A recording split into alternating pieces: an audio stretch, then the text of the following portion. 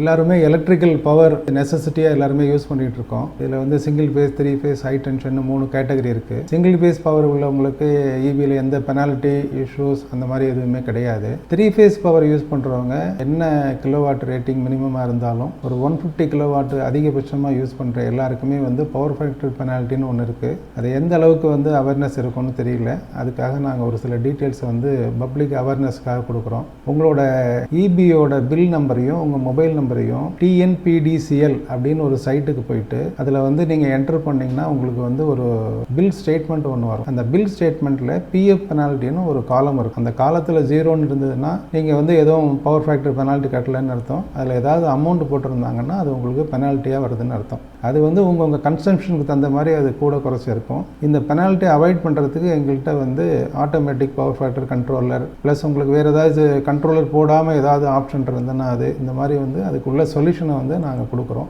எங்கள்கிட்ட வந்து find out பண்ணி அதுக்குள்ள கண்ட்ரோல் பேனல் சப்ளை பண்ணுறதோ இல்லை அதை வந்து சப்ளை இல்லாமல் உங்களுக்கு வந்து சொல்யூஷன் கொடுக்குற ஆக்டிவிட்டீஸை நாங்கள் பண்ணுறோம். இது வந்து பெனால்ட்டி அவாய்ட் பண்ணுறதோடு இல்லாமல் உங்களுக்கு வந்து பவர் சேவிங்ஸும் இதில் வந்து நிறைய இருக்கும்.